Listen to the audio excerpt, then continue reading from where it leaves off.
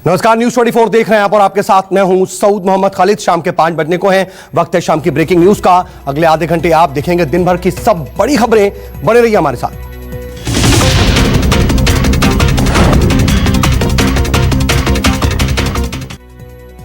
और बुलेटिन में सबसे पहले बात पश्चिम बंगाल की, जहां पर उत्तर दिनाजपुर में 12वीं के एक छात्र की लाश मिली है। छात्रा को अगवा करके रेप करने और फिर हत्या करने का आरोप लगा है। छात्र के शव मिलने पर जमकर हंगामा हुआ है। बता दें आपको कि छात्रा का शव देख करके इलाके के लोगों को नाराजगी हुई और आरोपियों की गिरफ्तारी और उसकी फांसी की सजा देने की मांग करते हुए उन्होंने जमकर प्रदर्शन किया। वहीं मौके पर पहुंच करके पुलिस ने स्थानीय लोगों को काफी समझाया बुझाया और फिर सड़क खाली करवाई, क्योंकि लोग नाराज हो रहे थे। ये आप तस्वीरें भी देखिए। उन्हें यह आश्वासन बाद में दिया गया कि जल्द से जल्द आरोपियों को गिरफ्तार कर लिया जाएगा। और छात्रा माध्यमिक के एग्जाम में पास होने की खुशी में दरअसल अपने परिजनों को मिठाई खिलाने के लिए बाजार से मिठाई लाने गई थी। उसी वक्त यह घटना हुई। जब वो वापस घर नहीं लौटी तो गुमशुदगी की सूचना इलाके के थाने को दी गई।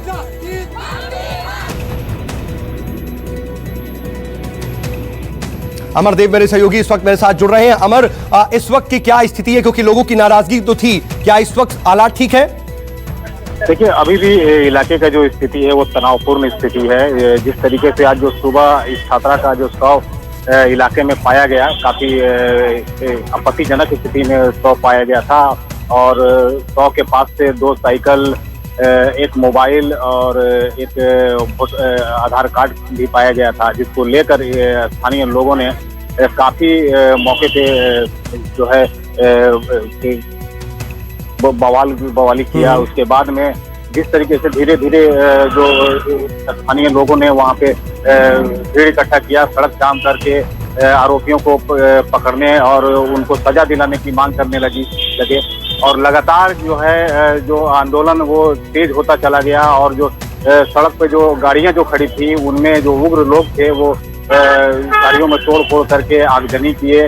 और जिसके बाद मौके पे जब पुलिस पहुंची तो पुलिस ने भी हवाई फायरिंग की और लाठी भी चार्ज की लोगों को वहां सड़क को खाली कराने को लेकर। फिलहाल अभी जिस तरीके से जो अभी आंदोलन जो चल रहा है कि आरोपियों को जल्द से जल्द पकड़ के उनको सजा दिलाया जाए। ठीक है। चलिए, अब खबर राजधानी दिल्ली से, जहां पर आज झमाझम बारिश हुई और सुबह शुरू हुई मूसलाधार बारिश की वजह से कई इलाकों में हालांकि कई फीट पानी जमा हो गया। बारिश की वजह से आईपी स्टेट के पास अन्ना नगर कई झुग्गियां यहां पर एक तरह से बह गईं और अन्ना नगर में एक नाला बहता है, वहां पर बहुत तेज पानी बहने लगा। भारी बारिश की वजह से वो उफान पर आ गया। नाले के पानी ने किनारों पर बनी कई झुग्गियों को अपनी जद में ले लिया। बताया जा रहा है कि करीब 10 घरों के नाले में जल समाधि बन गई। बता दें कि पानी की वजह से कई गरीब परिवार बेघर हो गए। गनीमत रही कि इस हादसे में किसी की मौत नहीं हुई।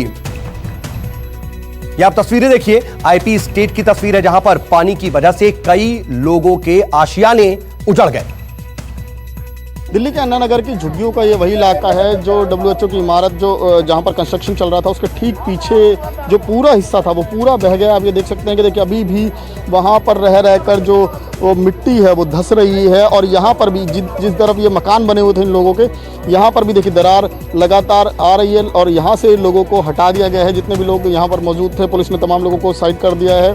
फिलहाल यहाँ पर NDRF की टीम, DDMA की टीम, फायर की टीम और पुलिस की टीम, तमाम टीमें मौजूद हैं और हालात का जायज़ा ले रही हैं। लेकिन इस पूरी घटना में राहत की बात यही कही जाएगी कि किसी भी तरीके की जनहानि नहीं हुई है, किसी की इस हादसे में कोई भी घायल नहीं हुआ और ना ही किसी की जान गई है। सुबह के वक्त की ये घटना बताई जा रही है। 8 सवा 8 बजे अचानक ये जो सामने इमारत का जो पिछला हिस्सा देख रहे हैं आप, वहाँ पर कंस्ट्रक्शन चल रहा था, बेसमेंट खुदी हुई थी और वहाँ पर ज़बरदस्त पानी भर गया। क्योंकि ITO पूरा का पूरा ये इलाका, अगर बात कहें जो IP स्टेट का इलाका है, वो पूरी तरह से जलमग्न है। वो तमाम जो पानी जो सड़कों पर इकट्ठा हुआ था वो बहकर सीधा अंदर बिल्डिंगों के अंदर घुस गया और वो बेसमेंट जो था वो बताया जा रहा है कि वो बेसमेंट पूरा बह गया। और उसके बाद ज़बरदस्त तेज़ी से यहाँ पर इस नाले में पानी बढ़ा और जिसने पूरे रास्ते को काट दिया, साइडों को काट दिया। इधर इन सबके बीच नई दिल्ली रेलवे स्टेशन के पास मिंटो रोड पर भी बरसात के पानी में डूबने की वजह से एक शख्स की यहां पर मौत हो गई। मरने वाला शख्स टेम्पो का ड्राइवर था और इसकी गाड़ी पानी में फंस गई थी। टेम्पो का ड्राइवर भी पानी में ही फंसा रह गया। माना जा रहा है कि डूबने से ही इस टेम्पो ड्राइवर की मौत हुई है। ये तस्वीरें भी आप जरा देखिए कि कितनी दर्दनाक तस्वीरें हैं। मरने वाले का नाम कुंदन बताया जा रहा है, जो कि अपनी गाड़ी लेकर नई दिल्ली रेलवे स्टेशन से सीपी की तरफ जा रहा था, लेकिन पानी की गहराई का उसे अंदाजा बिल्कुल भी हुआ नहीं। वहां पर मिंटो रोड पर जब इसका ऑटो गुजरा तो वो पूरी तरह से अंदर समाता चला गया। पानी की गहराई का उसे अंदाजा नहीं था और इस वजह से उसकी गाड़ी पानी में डूब गई और बदकिस्मती से वो भी पानी के अंदर ही फंसा रह गया। राजधानी दिल्ली में मूसलाधार बारिश की वजह से जगह जगह पे जलभराव हुआ और जलभराव में एक व्यक्ति की डेथ भी हो गई है, उसकी मृत्यु भी हो गई है। मैं आपको दिखा दूं कि ये नज़ारा है मिंटो रोड का, जहां पर आप देख रहे हैं कि एक सफेद कलर का टेम्पो खड़ा हुआ है। इस टेम्पो में एक ड्राइवर था जिसका नाम कुंदन बताया जा रहा है। ये गैस भरवा कर आया था और मिंटो रोड पर उसकी गाड़ी फंस गई, जिसके बाद पानी निकलने का इंतजार करता रहा, लेकिन पानी इतना ज्यादा बढ़ गया कि पूरा टेम्पो डूबने लगा और इसकी वजह से उस ड्राइवर कुंदन की मृत्यु हो गई है। ऐसे बस वाला ऐसे ड्राइवर आया तो ऐसे उन्होंने बताया मुझे, तो एक डेड बॉडी तेरे जाके देख लो वहाँ पे। ये जो बस खड़ी हुई है ब्लू कलर की, इसकी छत पे कोई ड्राइवर बैठा हुआ था। फिर क्या वो पता चला? तो उन्होंने बताया, तो हम लोग गए तो एक टी शर्ट से उसको पहचान करी हमने, हाँ हमारे ड्राइवर है वो। विनय सिंह मेरे सहयोगी इस वक्त मेरे साथ जुड़ रहे हैं इस खबर पर। विनय, क्या जानकारी मिल पा रही है, वजह क्या बताई जा रही, क्या ड्राइवर की मौत डूबने से ही हुई? देखिए मोहन साहब, मैं आपको बता दूं, ड्राइवर जो है उस टेम्पू में जब वो उसने सोचा कि मिंटो ब्रिज के नीचे से वो निकल जाएगा, तो उसने उस पानी के अंदर से, दरअसल उससे पहले एक आधी बस निकल गई थी, लेकिन जब तक वो मिंटो ब्रिज के नीचे वो टेम्पो ड्राइवर पहुंचा, धीरे धीरे पानी का स्तर एकदम से बढ़ गया। उसके बाद वो जब टेम्पो के अंदर पानी घुसने लगा तो उसने गेट खोलकर बाहर निकलकर उसने सोचा कि मैं निकल जाऊंगा, लेकिन उसे तैरना नहीं आता था और वो गेट से जैसे ही बाहर निकला तो उसके बाद उसने काफ़ी हाथ पैर मारे, लेकिन वो वहाँ पर डूब गया। उसके बाद ऊपर रेलवे ट्रैक पर, ऊपर से जो रेलवे ट्रैक जा रहा है, वहाँ पर एक ट्रैकमैन काम कर रहा था, उसने देखा तो उसने, और कुछ लोग और इकट्ठे हुए तो उन्होंने जाकर उसकी बॉडी को, हालांकि उस समय वो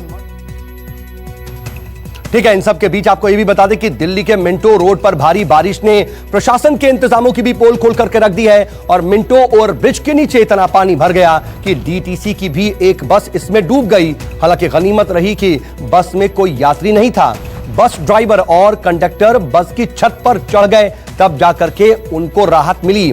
मौके पर पहुंचे दिल्ली दमकल विभाग के अधिकारियों और कर्मचारियों ने कड़ी मशक्कत के बाद दोनों को किसी तरह से रेस्क्यू किया। आप ये तस्वीरें देखिए और प्रशासन की कलाई खोलती ये तस्वीरें। मिंटो रोड पर सिर्फ बस ही नहीं, 2 ऑटो और टेम्पो भी फंस गई, जो कई घंटों तक पानी में डूबे रहे। इसी जगह टेम्पो ड्राइवर की जान गई थी। मानसून की पहली झमाझम बारिश और दिल्ली हुई पानी पानी। इस वक्त मैं मौजूद हूँ मिंटो ब्रिज के पास। आप देख सकते हैं कि मिंटो ब्रिज के नीचे एक डीटीसी की बस है जो पूरी तरह से फंसी हुई खड़ी है। अभी इससे कुछ देर पहले यहाँ से एक रेस्क्यू ऑपरेशन भी किया गया था। जो लोग इसमें मौजूद थे सुबह के वक्त, क्योंकि करीब आधे घंटे की ज़बरदस्त बरसात हुई थी, उसके बाद काफ़ी देर बरसात रुकी रही, लेकिन एक बार फिर से अब बरसात शुरू हो चुकी है। और आप देखिए दूसरी तरफ जो है रोड के, ये मिंटो ब्रिज के दूसरी तरफ ये देखिए रोड जो आ रही, किस तरीके से पानी यहाँ से बिल्कुल मिंटो ब्रिज के नीचे की तरफ ही जमा हो रहा है। तो अगर ये बारिश इसी तरीके से और तेज चलती रही तो ये बस पूरी तरह से डूब जाएगी। और अमूमन ये नज़ारा जो है, ये जो तस्वीर है, ये हर साल की होती है। हर साल इसी तरीके से हर जगह पर ट्रैफिक जैम की स्थिति है। देखिए सड़क के दूसरी तरफ जो तमाम जो गाड़ियाँ हैं, जो बसेज हैं, जो कनॉट प्लेस रूट पर जाती हैं, उनका सबका रूट बदला गया। वो ITO से यहाँ होते हुए अब नई दिल्ली स्टेशन की तरफ जा रही हैं। इधर भीषण गर्मी और उमस से परेशान दिल्ली के लोगों के लिए बारिश नई परेशानी लेकर आई है। लोगों को जहां गर्मी से राहत मिली तो वहीं जगह जगह पर हुए जल जमाव से लोग काफी ज्यादा परेशान दिखाई दिए। भारी जल जमाव की वजह से अफरा तफरी मच गई। ITO, कीर्तिनगर, लुटियन जोन के कई इलाकों, आनंद पर्वत, मिंटो रोड समेत पूरी दिल्ली में जल जमाव की स्थिति देखी गई। खास बात यह रही कि कई घंटों के बाद भी सड़कों पर जमा पानी अभी तक भी निकाला नहीं जा सका है। इस वक्त मौजूद हूँ आईपी स्टेट इलाके में और यहाँ की तस्वीर आप देख रहे हैं कितनी भयानक ये तस्वीर है। और इससे भी भयानक तस्वीर इस अंदर जो इलाका पड़ता है, ये अन्ना नगर इलाका है। ये आईपी स्टेट में जो बिल्डिंग्स हैं, जो मेन ऑफिसेज हैं यहाँ पर बहुत सारे, उनके ठीक बैक साइड में बसा हुआ है और इसके ठीक पीछे एक नाला भी बहता है। और सुबह जब ज़ोरदार बारिश हुई, अंदर की तस्वीर और भी ज़्यादा डराने वाली थी। वहाँ नाले की मिट्टी एक तरफ से बैठ गई, जिसमें कई जो घर थे वो ढह गए हैं। फिलहाल ये जरूर राहत की बात कही जाएगी कि इसमें इस घटना में कोई भी घायल नहीं हुआ है, कोई भी हताहत नहीं हुआ है, लेकिन लोग काफ़ी डरे हुए हैं क्योंकि और ये तो जो तस्वीर है अंदर इस अन्ना नगर में बेहद डराने वाली। और बाहर की तस्वीर ये है, अभी फिलहाल अंदर रेस्क्यू ऑपरेशन जो था वो खत्म हो चुका है। एक शख्स अंदर दबा हुआ था गड्ढे में, उसे भी निकाला जा। और इधर दिल्ली में आज हुई भारी बारिश और जल भराव पर सियासत भी शुरू हो गई है। बीजेपी और आम आदमी पार्टी ने इसे लेकर एक दूसरे पर लापरवाही करने का आरोप लगाया है।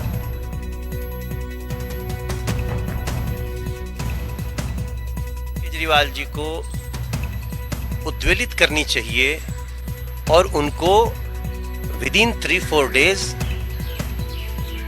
एक सांसदों के साथ, पीडब्ल्यूडी सेक्रेटरी के साथ, पीडब्ल्यूडी मंत्री के साथ, एमसीडी के मेयर के साथ उनको मीटिंग करनी चाहिए। क्योंकि इस बार सिर्फ पानी लगने की बात नहीं हुई है, इस बार एक व्यक्ति, एक ऑटो ड्राइवर की जान चली गई है। बीते 3 साल में खास करके यदि आप देखें तो दिल्ली सरकार के अथक प्रयासों से कभी भी जल भराव की ऐसी स्थिति दिल्ली में उत्पन्न नहीं हुई।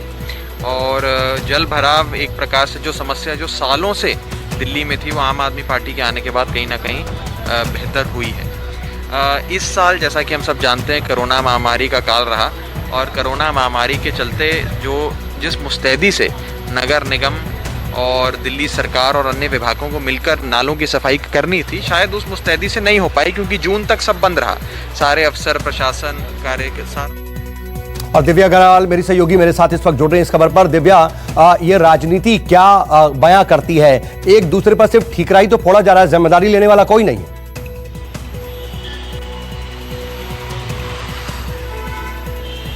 बिल्कुल, देखिए बेहद दुर्भाग्यपूर्ण है कि एक शख्स की जान चली जाती है।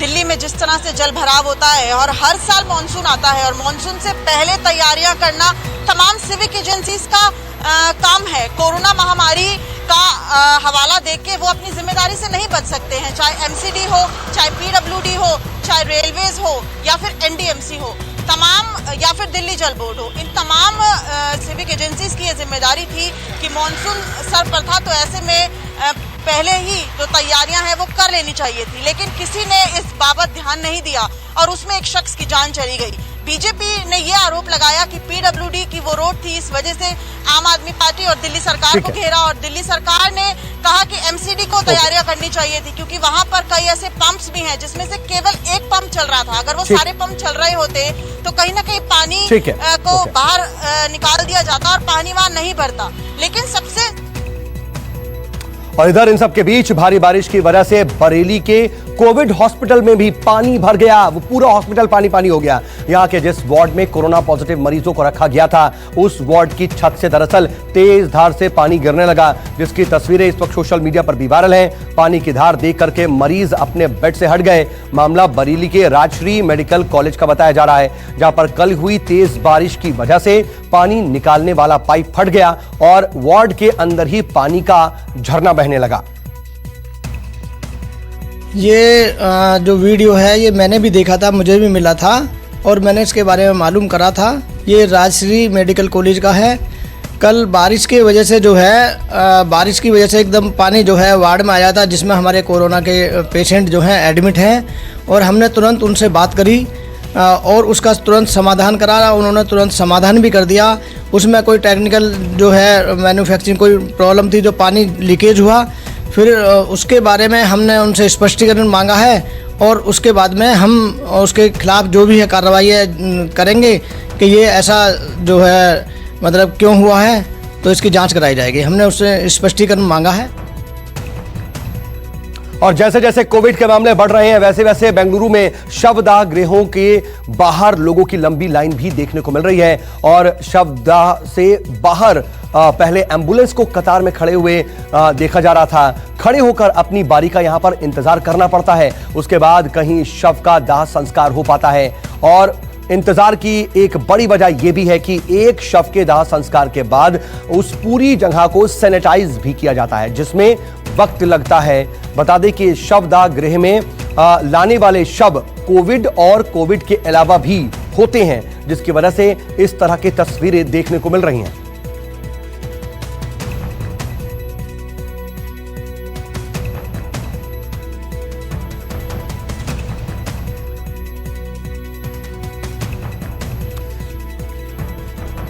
केजे श्रीवत्सन मेरे साथ मेरे सहयोगी इस वक्त जुड़ रहे हैं। श्रीवत्सन, इस पूरी जो स्थिति को हम देख रहे हैं, इसका इंतजाम क्या है? यहां पर किस तरह की व्यवस्था है कि इस चीज से बचा जाए कि इतनी लंबी कतारें ना लगें?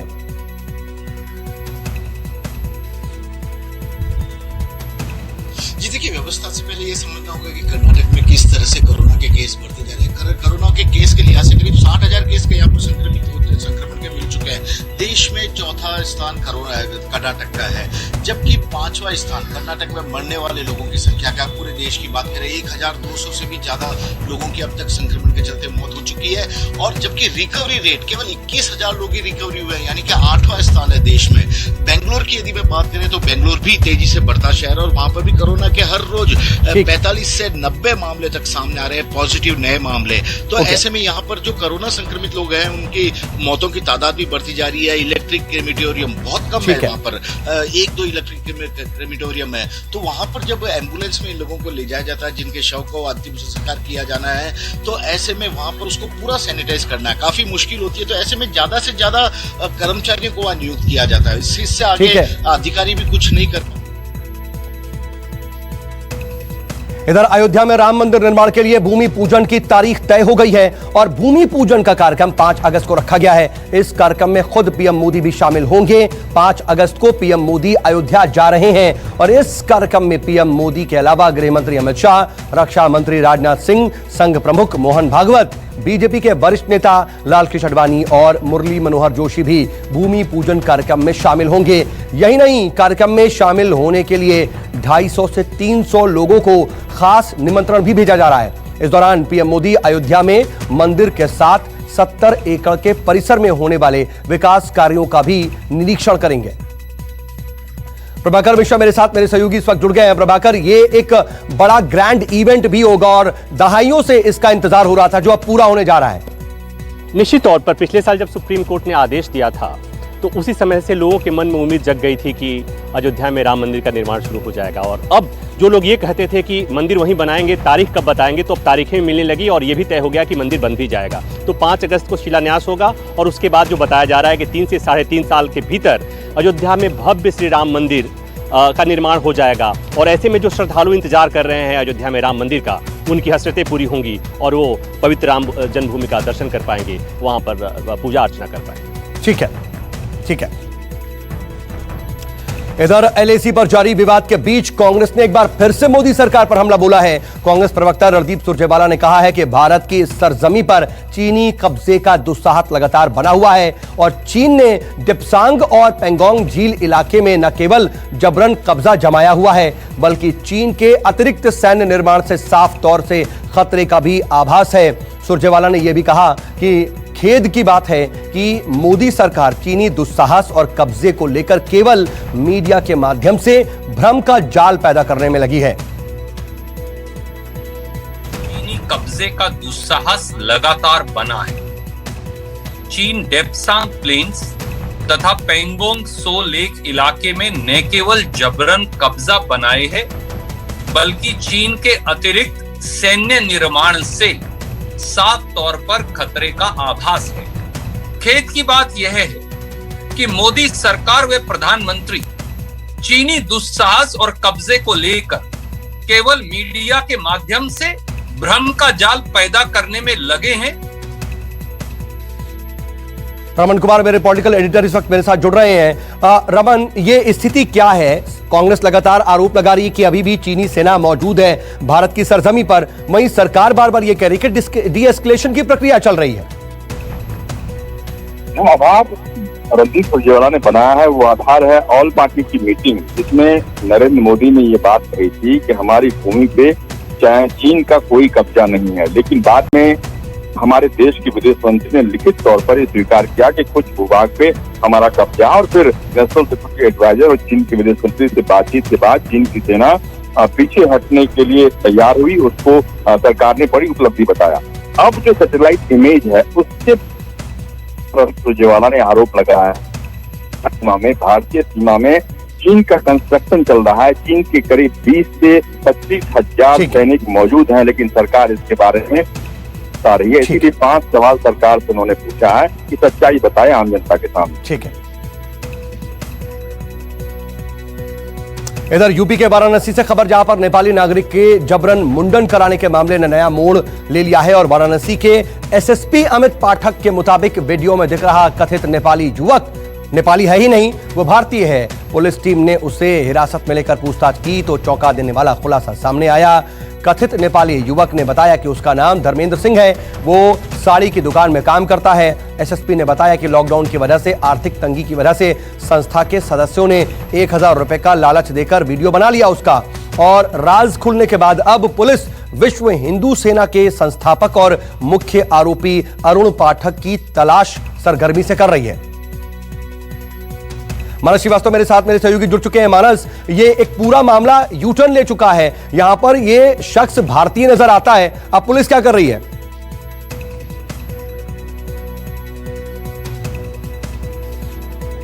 देखिए, पुलिस इस पूरी घटना की साजिश रचने वाले को तलाश रही है और जिस तरीके से सनसनीखेज मामला सामने आया है उससे ये साबित हो गया है कि ये पूरी एक साजिश थी।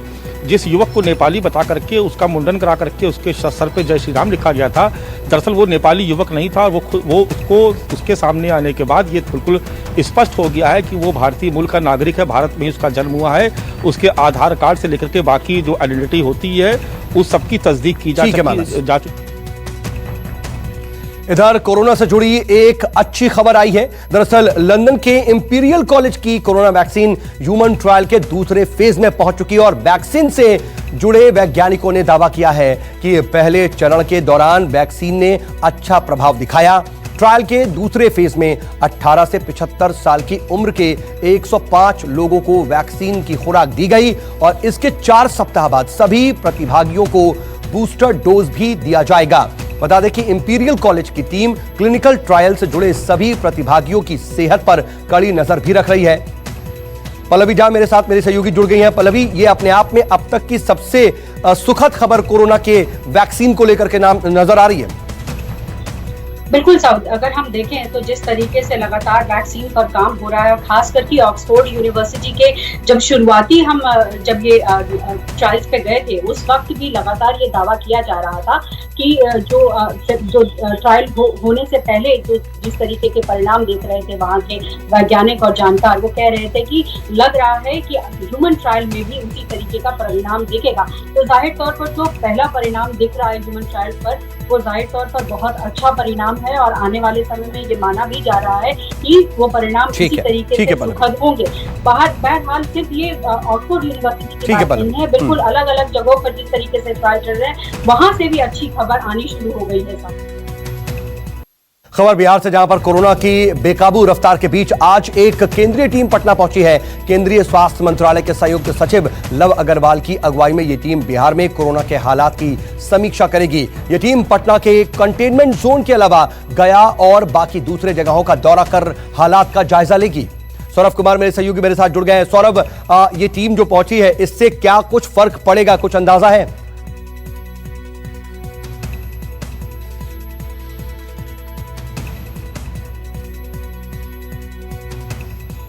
के जो प्रधान सचिव हैं उनके साथ इनकी मीटिंग भी हुई है और करीब 4:30 बजे जो टीम है वह गया के लिए रवाना हो चुकी है। सबसे बड़ी बात है कि यह उन चीजों को देख रही है कि आखिर चूक कहाँ हुई, अव्यवस्था कहाँ है।